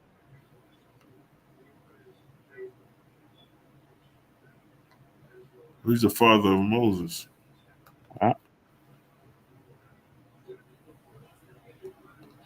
Son of Amram, who took a wife, Kobeth, and sister-in-law to Kohath, and she bore him a son who was called Moses.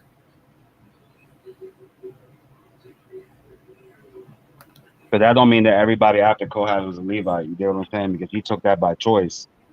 So, because Korah comes from Kohath too. You see? I think he does. Korah.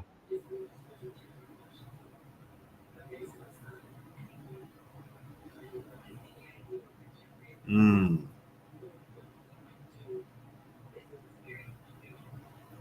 think Korah was a Kohath. They just spelled it with a K here. I mean, a wow. Yochbed. Okay. Okay. Damn. Okay. This shit matching up. Now let's go back to Levi. Because Levi. Hold up. You gotta be thinking about this shit now.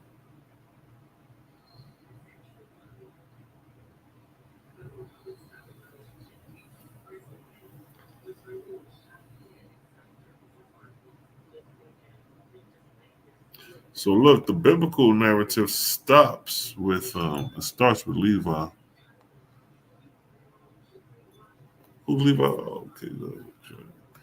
So that's interesting. So according to the biblical narrative, Levi's father would have been Jacob. But according to this narrative, what does it say? And the angels inspired, how do we pronounce that, Shekabal, to marry Tirith of the line house of Zed. Tirith bore a daughter who was named Edemus, and Edemus bore a son by an iron father without marriage. And she called his name Levi, signifying joy. Hold on. So it don't say, hold on. It don't say who his father was.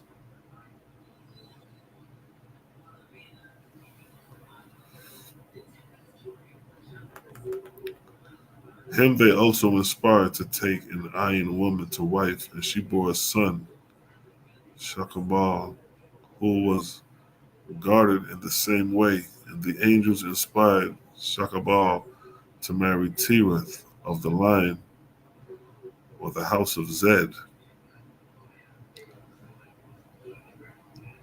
Tirith bore, so he's from the house of Zed. Tirith bore a daughter who was named Edemus, and Edemus bore a son by an iron father without marriage. And she called his name Levi.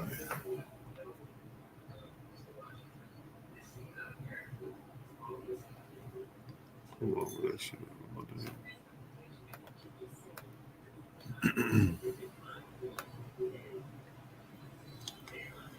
Edemus bore a son by an iron father without marriage, and she called his name Levi. So we don't have the name of the father of Levi, but they come from the line of Zed. I guess on the father's side. That's interesting.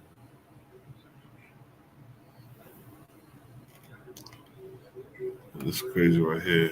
And she called his name Levi, signifying joined together, because his toes were not separate on the right foot, nor the fingers separate on the right hand. And Levi grew to be a large man, larger than two large men. Levi was a giant.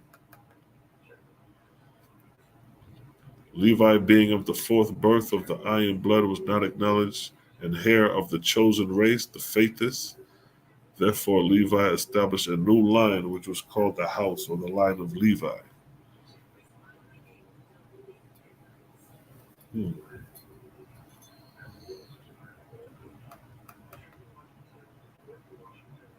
Levi, not being eligible to a faithless wife, was inspired by the Lewis to take an iron, Metasia, to wife. Metasia bore him a son, Kohath, who at maturity was admitted to the order of Avah, the third degree of the faithless, at which time he was circumcised and afterward called an Israelite.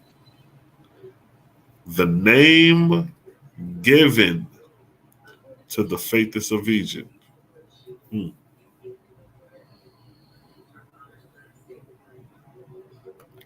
That's interesting.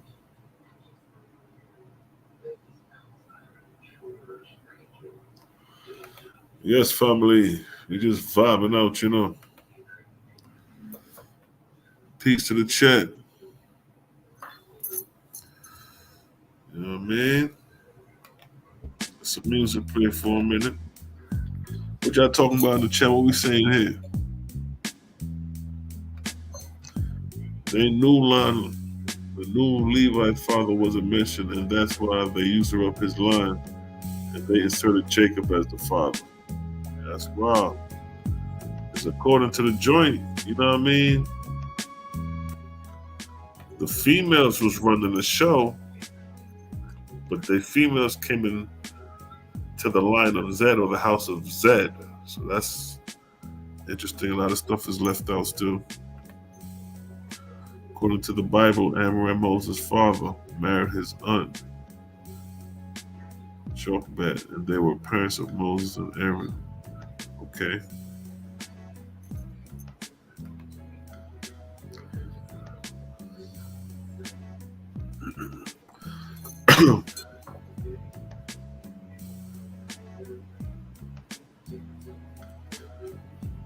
Man, well, maybe that's why Moses, goddamn, according to the Owaski, came out retarded and shit. You know what I mean? Because I'm just saying, look, and Amram took him, Jochebed, his father's a sister, to wife.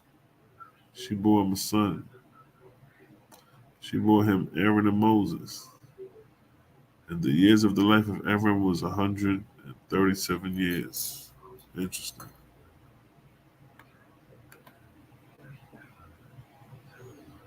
That's wild.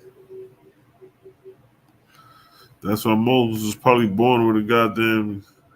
That's why probably Moses was born deficient. That's why that they probably say what it say right here.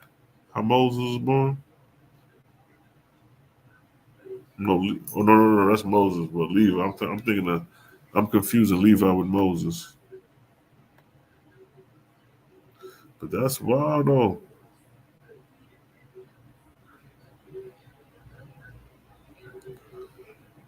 Kohath took a wife, Merah, and devoted worship of Jehovah.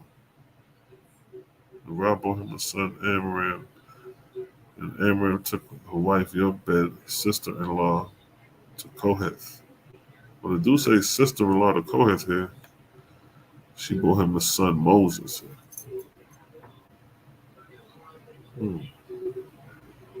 That's wild.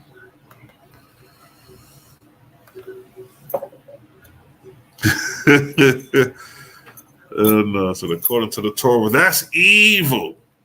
That's evil. Yeah, man. Like, which end game do you want? That's the question. What end game do you want? Do you want this to be your end game right there, New Jerusalem? That's your end game. That's your biblical end game. This end game right here. Constant elevation. You can stop at each one of these little pit stops for a minute, boom, boom, while we keep on moving throughout the cosmos. Boom, boom. That's all we're doing. Making pit stops at different celestial and terrestrial worlds as we continue to journey forever. Forever learning, forever growing. While you niggas gonna be stuck in a box in the New Jerusalem, surrounded with male prostitutes, whoremongers. Whoremongers.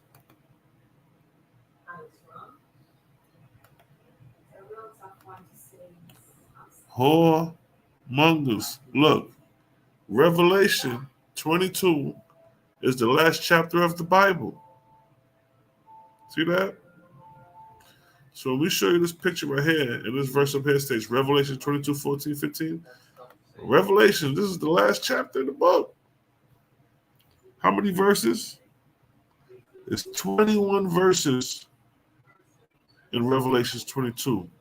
And the verses that we're referencing is 14 and 15. Right?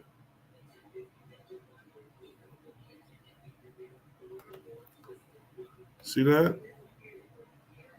Look what it states. Revelations 22:15. They got the word whoremonger here.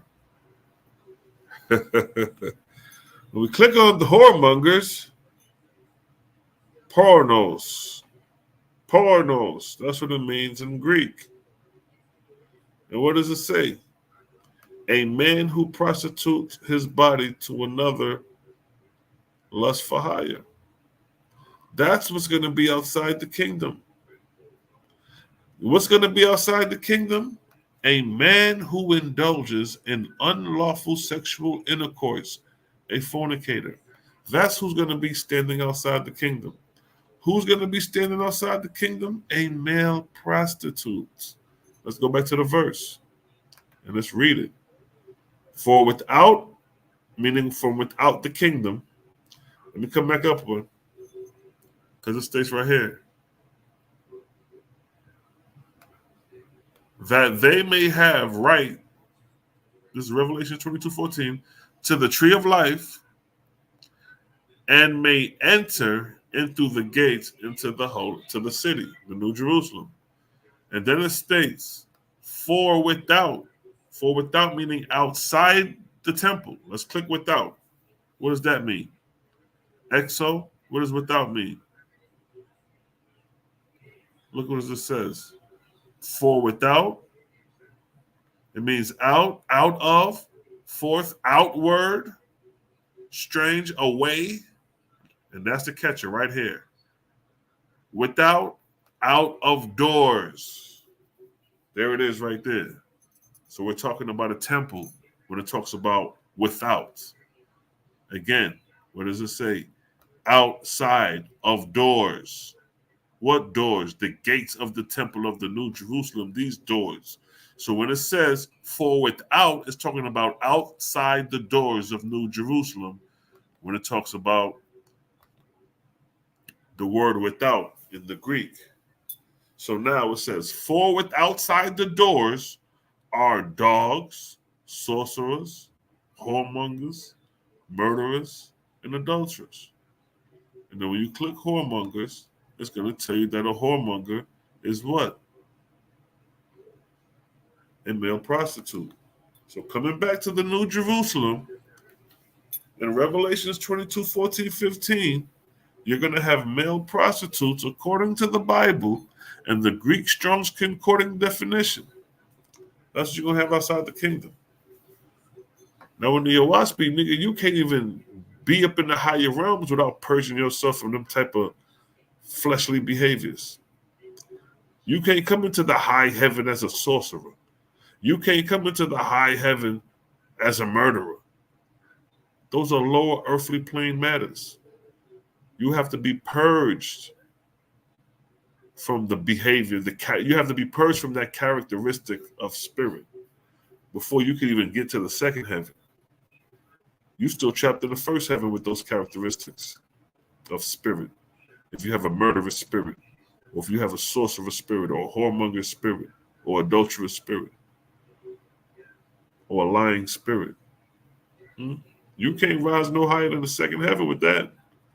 You can't even get to the third heaven being a murderous spirit, having the spirit of a murderous, thinking murderous. Because although you can't kill in the spirit realm, but you can capture and contain. You can still do spiritual harm. You can still have devious and murderous thoughts spiritually, although you can't kill the spirit. But you can cause it harm. This is going to be outside the kingdom. And this is the physical reality. The New Jerusalem is physical. Yeah. The New Jerusalem is physical, family. Look. Let's go to Revelations 21 when the New Jerusalem comes down. Look what John say. And I, John, saw the holy city. That's physical. A city is physical. That's physical. I saw the holy city. Polis. What does that mean? A city. That ain't spiritual. That's physical. One's native city, the city in which one lives, the heavenly Jerusalem. See that? The heavenly Jerusalem. Look what it states: of the visible capital in the heavenly kingdom, to come down to earth after the renovation of the world by fire. It's telling you right here in the definition of city. It says visible. So this is the physical thing, as we know. Spiritual is physical, but it's coming down to the earth plane. New Jerusalem coming down from God out of heaven, prepared as a bride, adorned for her husband. right? But look what it states in the next verse. And I heard a great voice out of heaven saying, Behold, the tabernacle of God is with men, and he will dwell with them. So this is God telling you that he's going to dwell with men, and they shall be his people, and God himself. So we're not talking about, you having the spirit of God in you, and God is with you spiritually. We're not talking about that. It said, God himself shall be with them and be their God. So God himself is coming down in New Jerusalem in the box. So inside the box would be God himself. God is going to be in the box. What is himself? What does that mean in the Greek? What does that say? Autos. What does that mean? Himself. There's itself. He. Himself. He gonna be there. Him downstairs. Him coming downstairs for dinner. God himself is coming down within the New Jerusalem. Now look. Here's the catcher. Y'all ain't even paying attention. Where Jesus at? Let me take off the Strong's Concordance for a quick second. Where Jesus at? Look, pay attention. Pay attention. And I, John, saw the holy city, New Jerusalem, coming down from God out of heaven, right? So he's seen the New Jerusalem. Now keep in mind, y'all say that Jesus is on the right hand of God. That's what they say. This is the New Jerusalem. This is after the second coming. This is after the lake of fire. This is after the first and second heaven. Matter of fact, the verse starts off with it. What does it say? And I saw a new heaven and a new earth. For the first heaven and the first earth were passed away, and there was no more sea. So now we can't even reference nothing like, oh no, this was before the lake of fire. Nah, nigga, we passed everything. This is the end game. That's why we always say, what is the end game? And after that happened, the new heaven, John saw, he saw the holy city, New Jerusalem, coming down from God out of heaven. Okay, cool. But this next verse, verse 3, is the end all. This proves that Jesus ain't present. Now look what it states. Pay attention. Where Jesus at? And I heard a great voice out of heaven saying, Behold, the tabernacle of God is with men, and he will dwell with them, and they shall be his people, and God himself shall be with them and be their God. It didn't say God and Jesus. It said God himself. Besides me, there were no saviors. He coming back.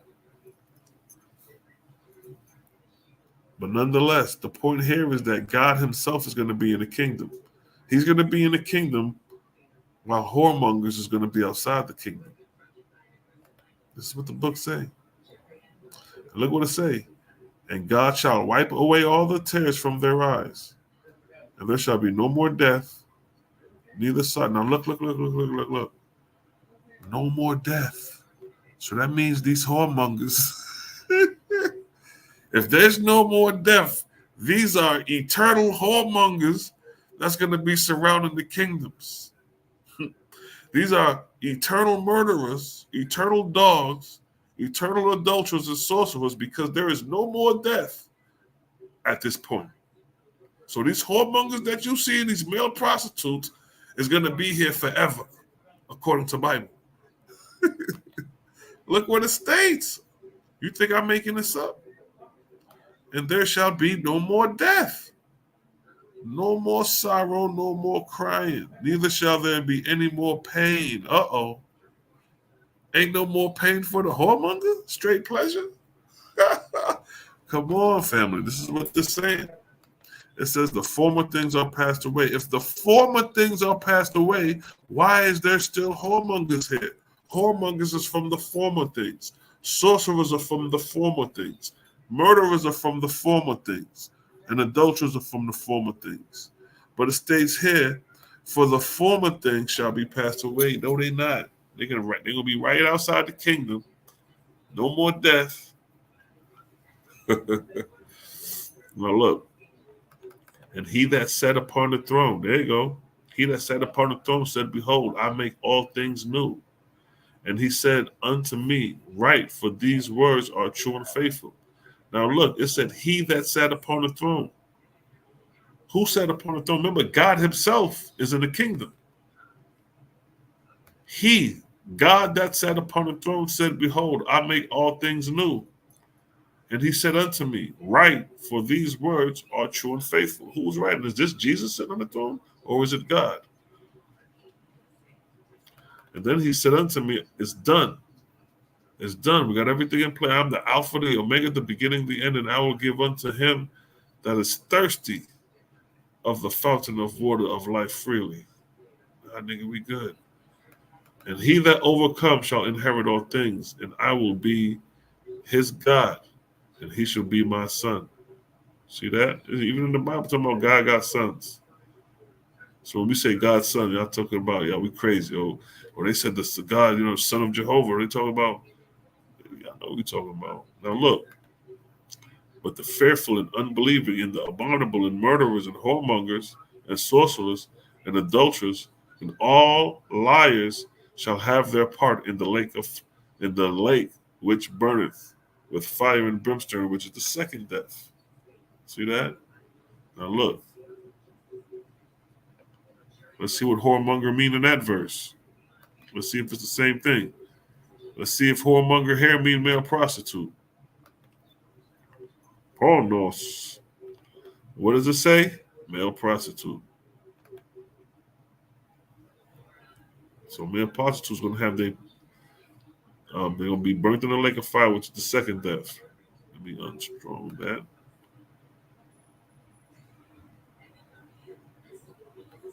So that's the second death. And there came unto me one with seven. I don't go through all that real quick. Let me just drop down there, giving a description of the length of the kingdom and all that. Right?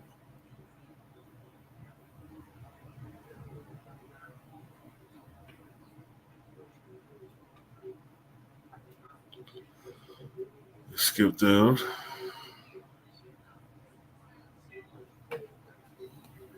So that's 22. Let's go to the next verse.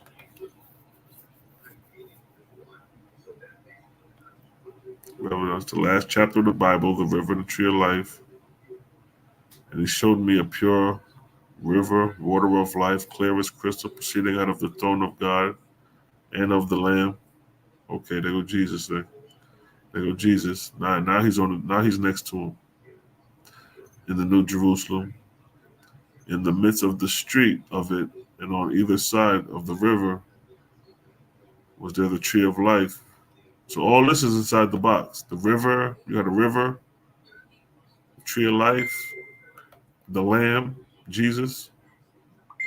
And there shall be no more curse, but the throne of God and the Lamb shall be in it, and his servants shall serve him. And they shall see his face, and his name shall be in their forehead. And there shall be no night there, and they need no candle, neither light of the sun, for the Lord God give them the light, and they shall reign forever and ever. So inside the kingdom, you see why it's golden and it's lit up? Because inside the kingdom, God is the light.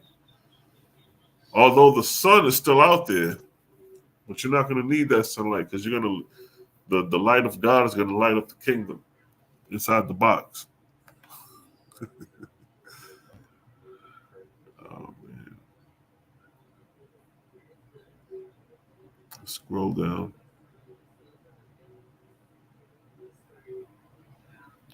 Final message.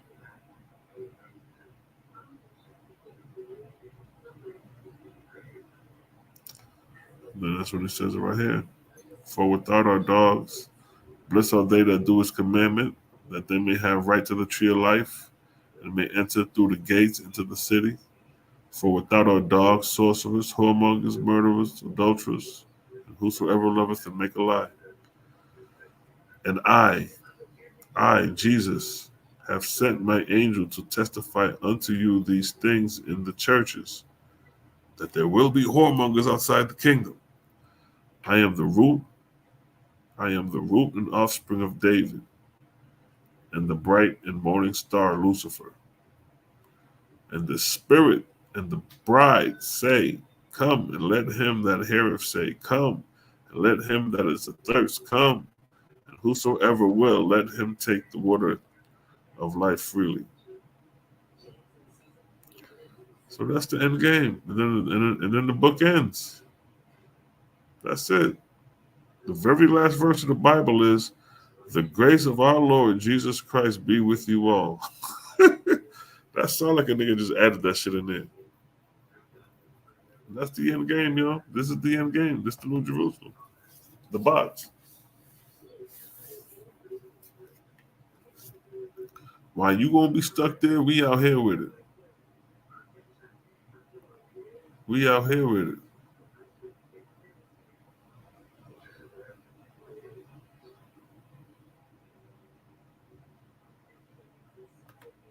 We going to the ether. What y'all just say? We going to the Etherian kingdoms. Let's go to the book of Jehovah chapter 2 real quick. Quick fast, bomb. It's the book of Jehovah chapter 2 verse 2. Jehovah said, I created the earth and fashioned it and placed it in the firmament. By the present brought man forth a living being. I gave him a corporeal body so that he may learn corporeal things. And I made death so that he may rise in the firmament and inherit what? My Etherian worlds. These are the Etherian worlds. Not only these are the Etherian worlds, these is your inheritance. Creator gave you this for an inheritance. Huh? Inheritance. What does inherit mean? To inherit. To receive. What's that? Money, property, or a title. Property. As an inherit at the death of the previous holder. So to inherit means to receive. Receive property. This is the property. Hold on, wait a minute. This is the property that we're going to receive from the Creator. The Etherian realm. What did I say? I made death so that he could rise, or she could rise in the firmament and inherit, receive the property of my Etherian world. See how that hit? What is the Etherian worlds? Go down to 6. What does it say? In the all highest places I created the Etherian worlds. See that? In the all highest places I created the Etherian worlds. This is where we headed.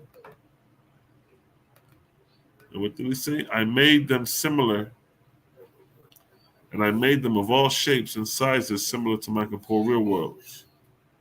What? But I made the Etherian worlds inhabitable both within and without. And I made the Etherian worlds both inhabitable within and without. These are the Etherian worlds. With entrance and exit, and arches and curves thousands of miles high and wide, and colors, movable chisms, and mountains of endless change and brilliance. Look at that. And in colors and movable chisms, and mountains in endless change and brilliance. See that? Mountains of endless change and brilliance. Colorful. See that? That's the Etherian worlds. Right above your head. It's an objective reality. We ain't believing this. This is a reality. And look what it says. And over all of them I rule with perfect machinism. To them I gave motions, orbits, and courses of their own. And look what it states here. And I made them independent and above all of the worlds in potency and majesty. Look what it states.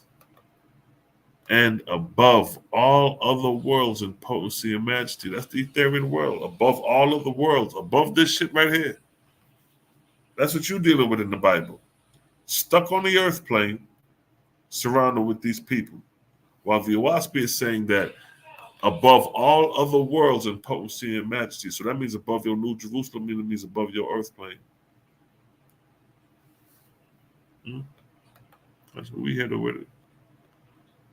Look what it states. Nor did I create one Etherian world like another inside. Look. Right here. Right there. Nor did I create one Etherian world like another in size, density, or in component parts. See that?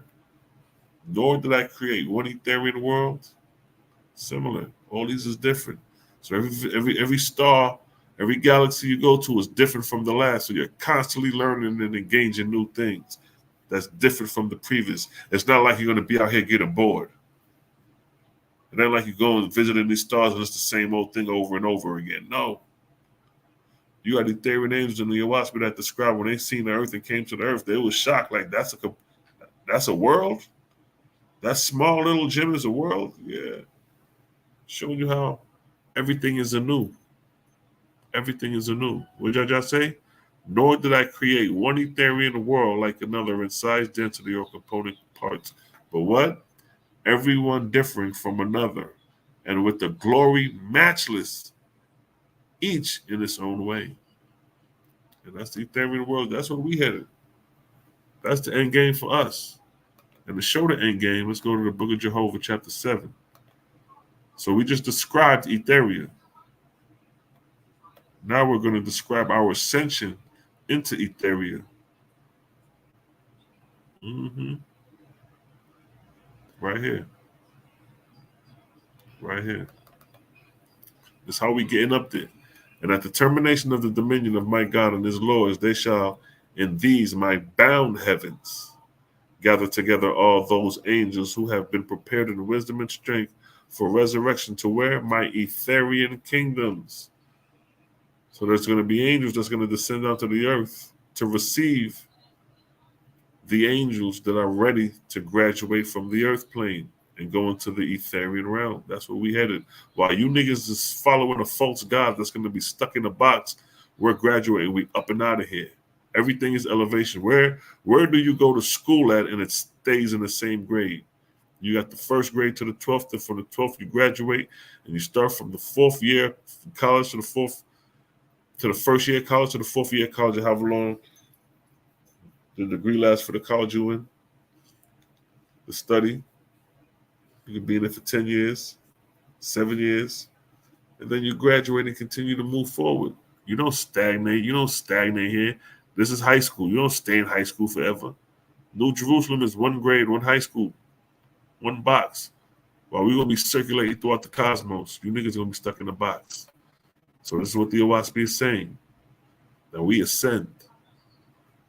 It said, and these angels shall be called brides and bridegrooms to Jehovah, for they are mine and in my service. And look what it states. And in the time of Dan, I will send down ships from Etheria to God and his lords and brides and bridegrooms.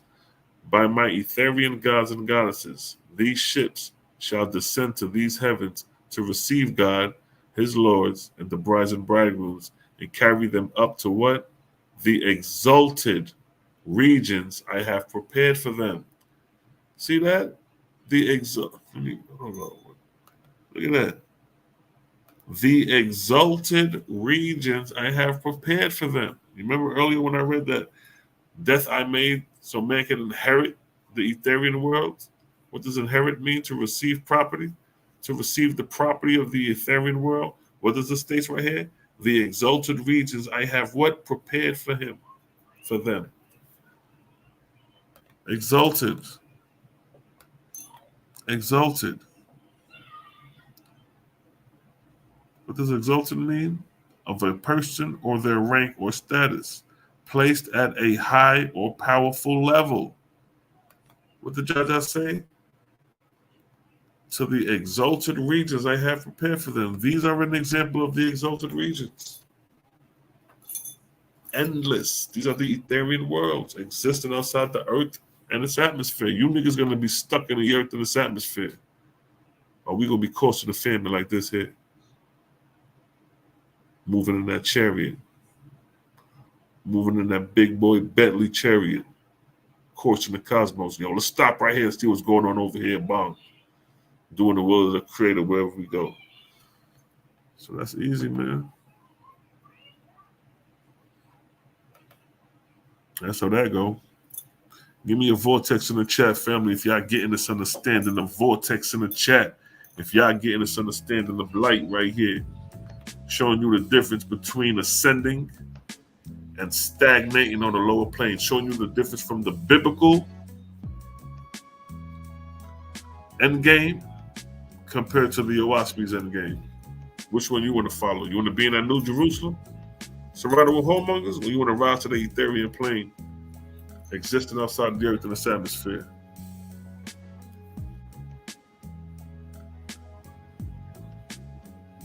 It's a blood clot vibes.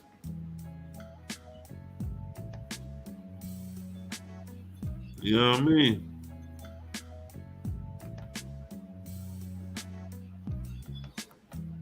I just wanted to hop on for a second to chop it up with the family. You know what I mean? Since I ain't been on in a minute, I'm going to work on some new presentations to bring to the family. We going to get this thing popping, you dig? But your boy Selah Shalom about to shine out. I'm about to shine out. You know what I mean? Because it's a blood clot vibes. So next time, family, peace, love, and light. We out of here.